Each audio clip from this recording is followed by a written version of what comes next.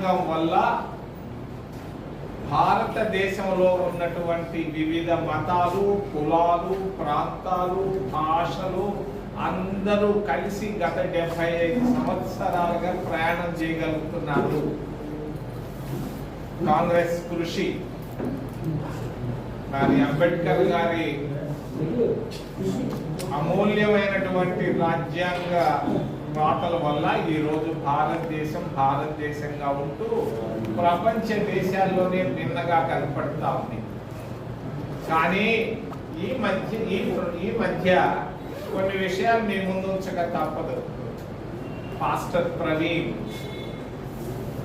ఈ రోజుకి ఈ ప్రాంత ప్రజలందరూ అది హత్య అని అనుకుంటున్నారు.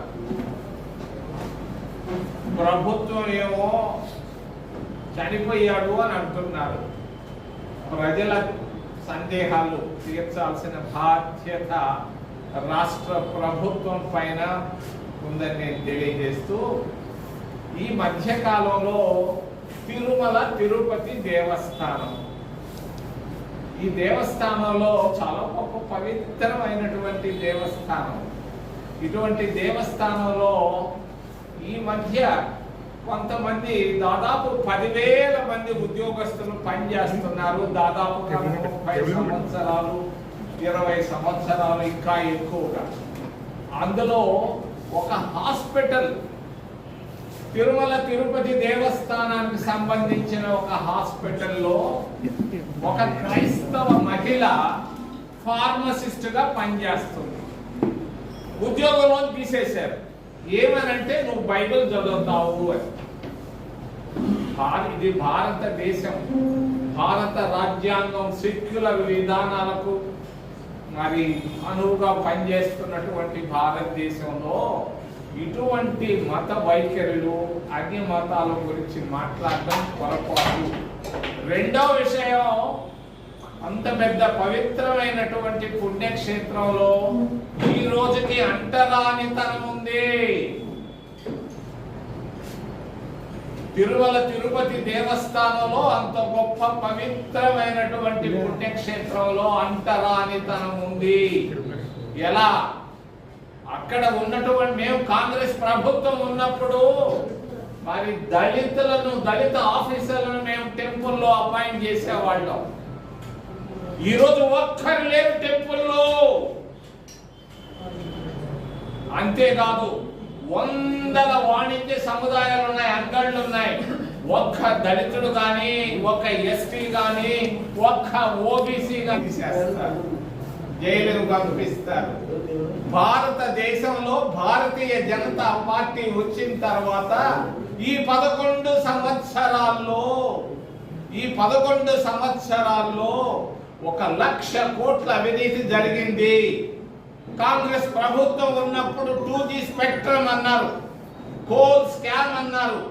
ఈరోజు ఈ స్కామ్ గురించి ఏం చెప్తారని నేను ఎన్డీఏని, భారతీయ జనతా పార్టీని, నిర్మలా సీతారామన్ నేను అడుగుతున్నాను. దాదాపుగా 11 సంవత్సరాల్లో, గత 11 సంవత్సరాల బీజేపీ పరిపాలనలో 14.5 లక్షల కోట్ల రూపాయలను బ్యాంకులు మాఫీ చేశాయి. 14 లక్షల కోట్లు కాదు, మరి ఇంకొక 1/2 లక్ష కోట్ల రూపాయలు బ్యాంకులు రుణమాఫీ చేశాయి. ఎవరికి చేశాయి రుణమాఫీ? రైతులకు చేయలేదు, పేదవాళ్లకు చేయలేదు, జర్నలిస్టులకు చేయలేదు, నిరుద్యోగులకు చేయలేదు, విద్యార్థులకు చేయలేదు, మహిళలకు చేయలేదు. 100 కోట్ల పైన అప్పులు తీసుకున్నటువంటి కోటీశ్వరుల అప్పులను రుణమాఫీ చేయడం జరిగింది ఎన్డీఏ ప్రభుత్వం, భారతీయ జనతా పార్టీ. ఇందులో 10% తీసుకున్నారు. 10% అంటే దాదాపు 1,00,000 కోట్ల రూపాయల అవినీతి భారతీయ జనతా పార్టీ ఎన్డీఏ ప్రభుత్వంలో జరిగింది. దీనికి నేను నిర్మలా సీతారామన్ అడుగుతున్నాను, గుజరాత్ లో ఎన్ని వేల కోట్ల రూపాయలు రుణమాఫీ చేశావు? ఆంధ్రప్రదేశ్ రాష్ట్రంలో ఎంత మందికి ఎన్ని వేల కోట్ల రూపాయలు రుణమాఫీ చేశావు? తెలంగాణలో ఎంత, కర్ణాటకలో ఎంత, తమిళనాడులో ఎంత? ఈ లెక్కలు బయట పెట్టాల్సిన అవసరం ఉందని తెలియజేస్తూ, మిథున్ రెడ్డి మా ఊరు అబ్బాయి, చిన్న అబ్బాయిగా నాకు తెలుసు, బాధపడుతున్నా. నేను ఊహించలా. అబ్బాయి మంచి స్థాయికి వచ్చాడు. వాళ్ళ నాన్న తెలుసు, అమ్మ తెలుసు. మరి చాలా జాగ్రత్తగా ఉండాలి రాజకీయాల్లో. తలుపు సందులో ఏళ్ళు పెట్టకూడదు. ఏళ్ళు పెడితే తీసుకోవడం చాలా కష్టం. కానీ నేను బాబు చంద్రబాబు నాయుడు రాజమండ్రి సెంట్రల్ జైల్లో వచ్చినప్పుడు ఆయనకు సానుభూతిని తెలియజేశాను. ఈ రోజు మిథున్ రెడ్డి ఒక చిన్న బిడ్డ, ఆయనకు కూడా నేను సానుభూతి తెలియజేస్తున్నా. జాగ్రత్తగా ఉండాలని ఆయన తెలియజేస్తూ, అవినీతి బాగా సారాయిలో, లిక్కర్లో పెరిగిపోయింది. మీకు తెలియని ఒక రహస్యాన్ని చెప్పదలుచుకున్నాను ఈ లిక్కర్ స్కామ్ గురించి.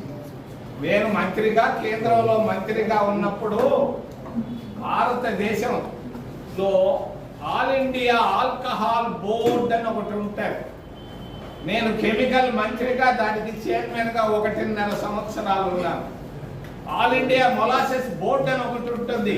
ఆ బోర్డుకు నేను చైర్మన్ గా 1.5 సంవత్సరాలు పివి నరసింహారావు ప్రధానమంత్రిగా ఉన్న కేబినెట్ లో ఉంటూ చూశాను.